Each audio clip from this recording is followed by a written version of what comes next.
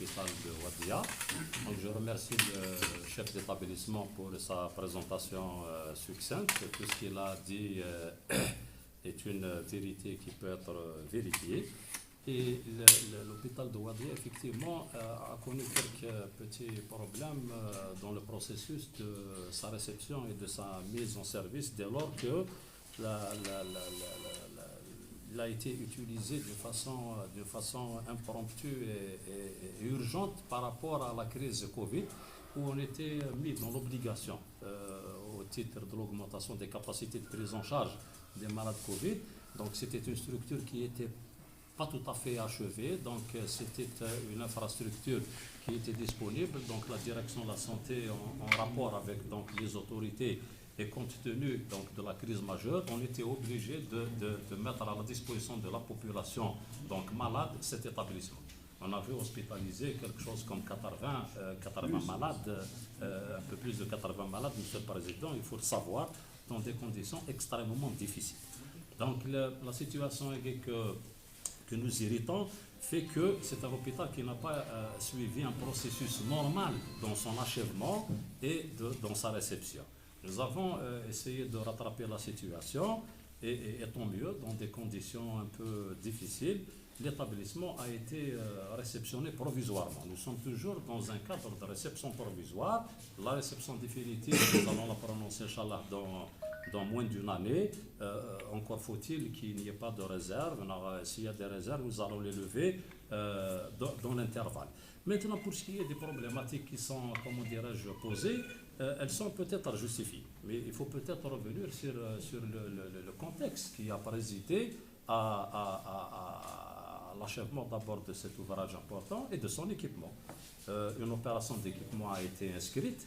Les cadres de cet établissement ont accompagné la direction de la santé dans le processus d'acquisition et de dotation des équipements de cet ouvrage, qui est concerné par 22 lots.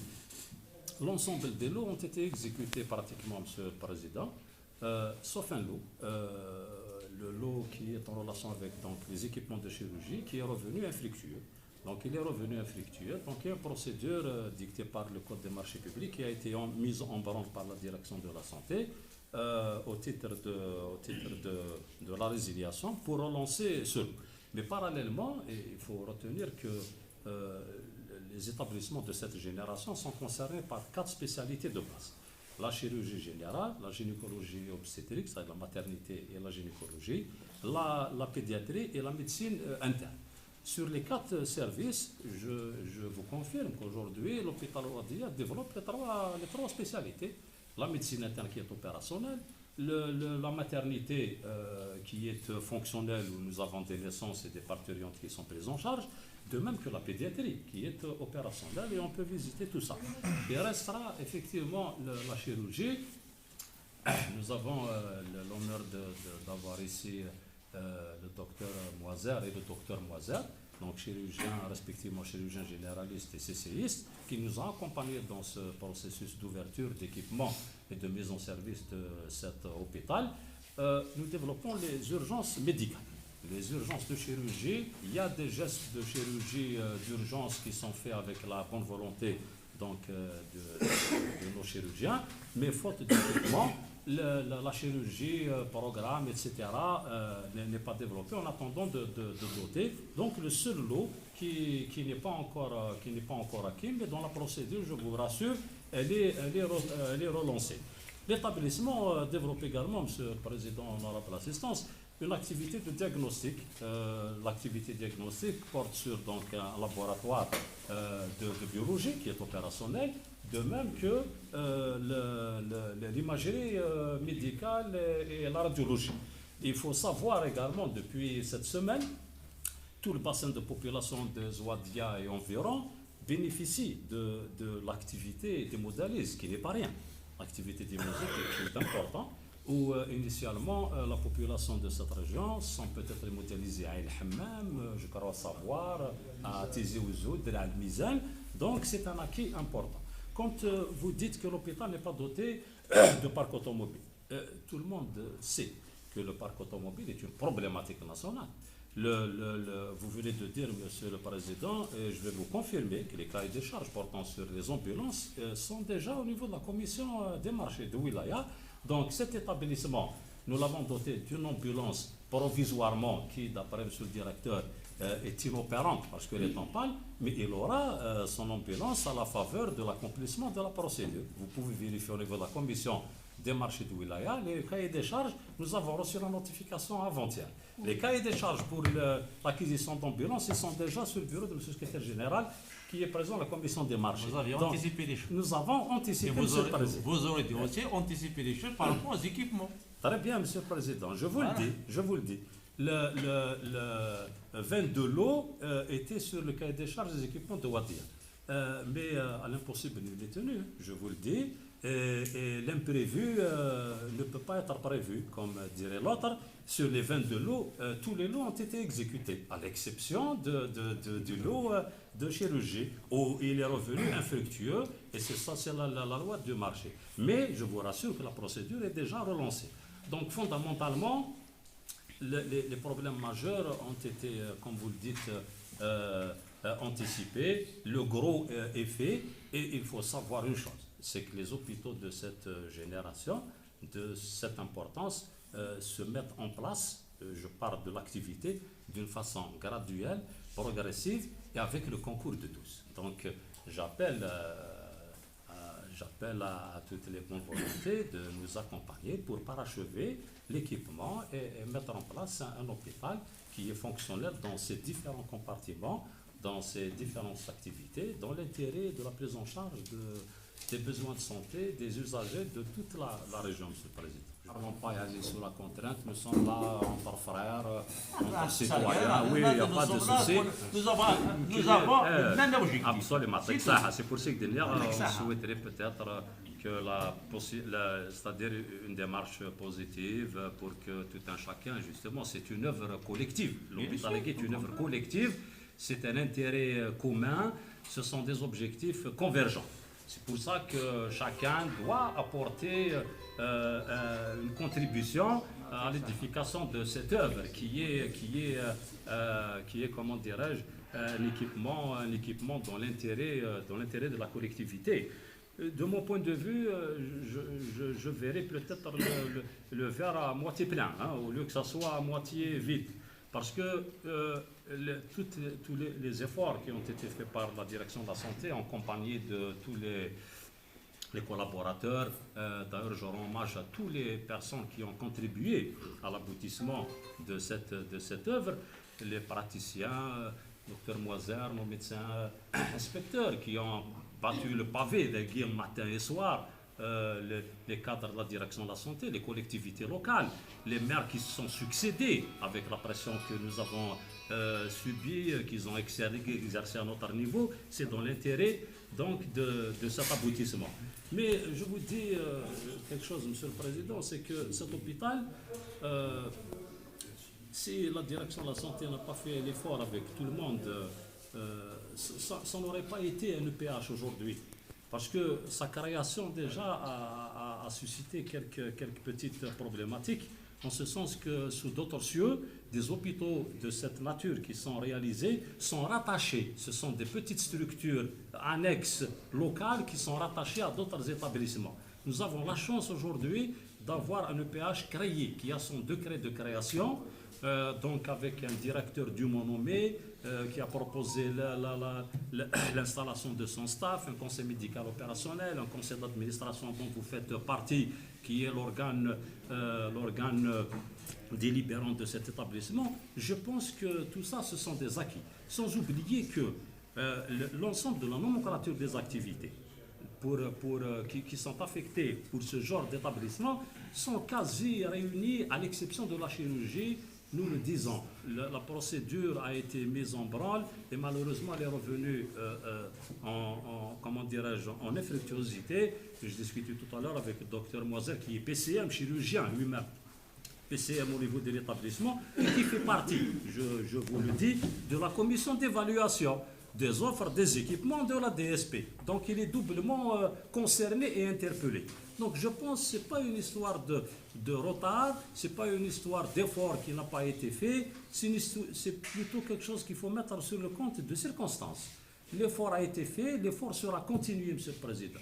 Je pense que c'est un acquis.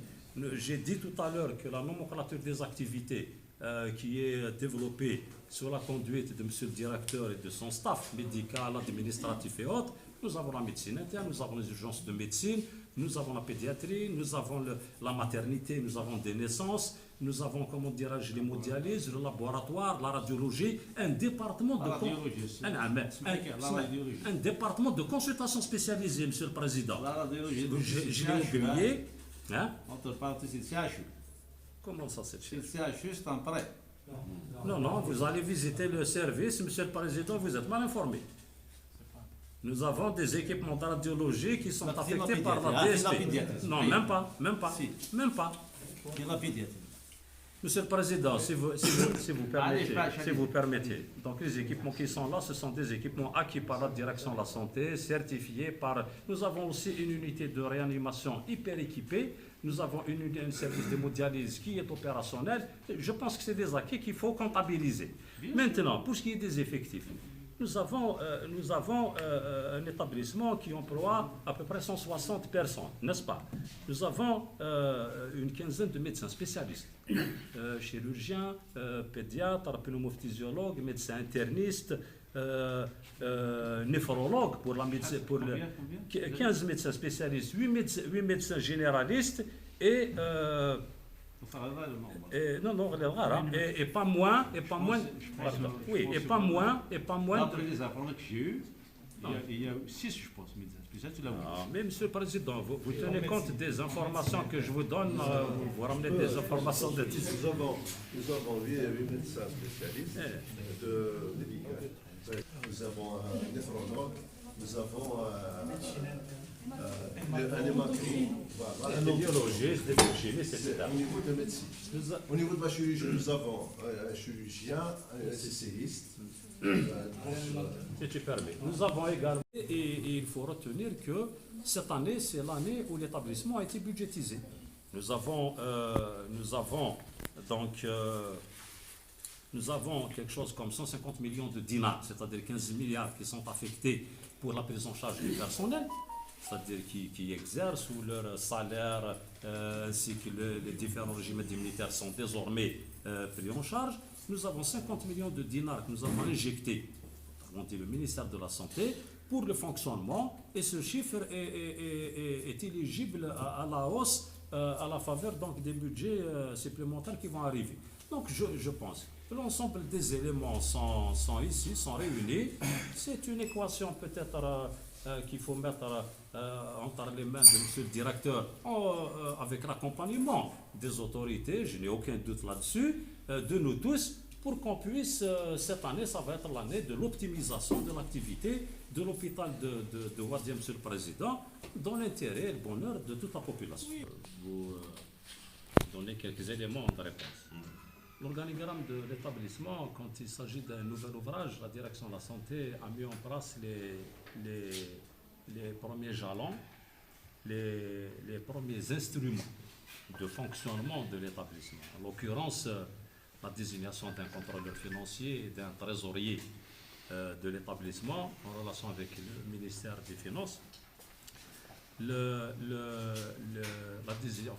L'élection en relation avec l'administration de l'établissement d'un premier conseil médical et la prise d'un arrêté par M. Loueli désignant la composition du conseil d'administration. Ça, ce sont les premiers instruments de gestion et de fonctionnement de l'établissement.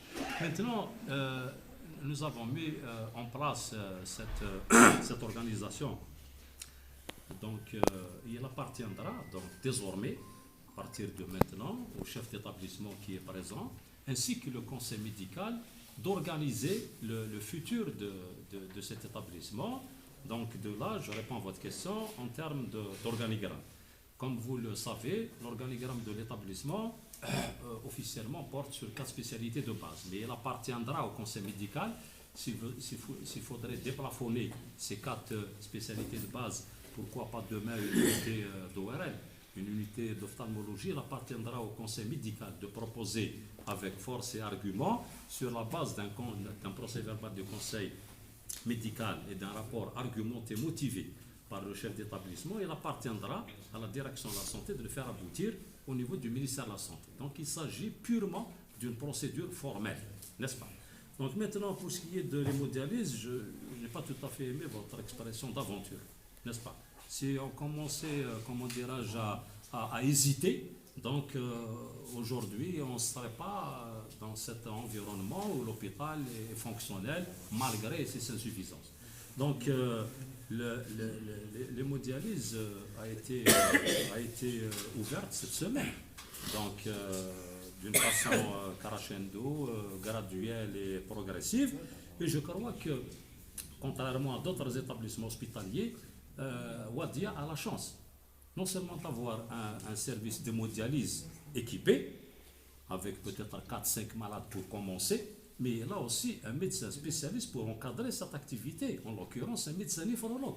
Ce que les autres services d'hémodialyse n'en disposent pas. Je parle sur le contrôle peut-être du docteur Sidali, qui a rompu à ce genre de problématiques, n'est-ce pas?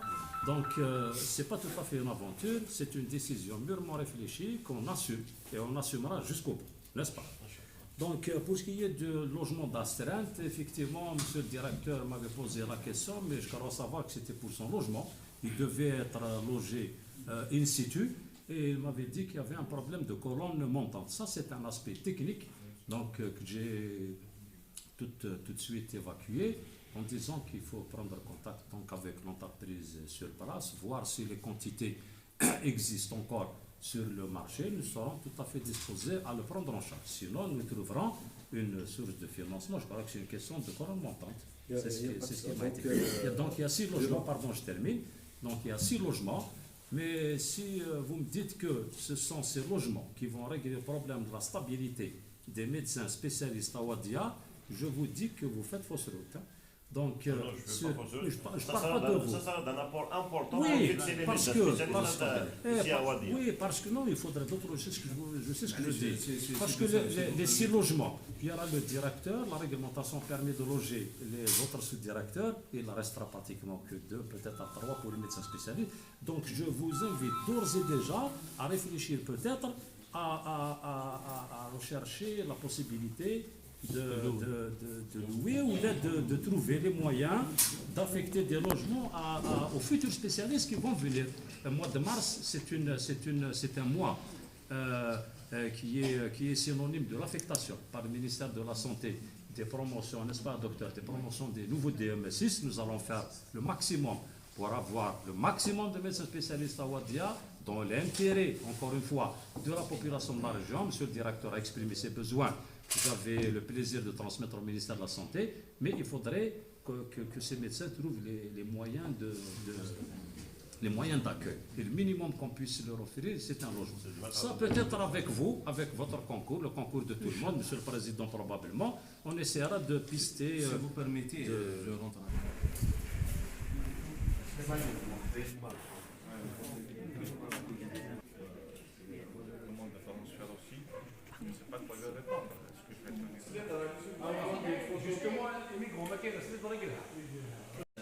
C'est la pénibilité.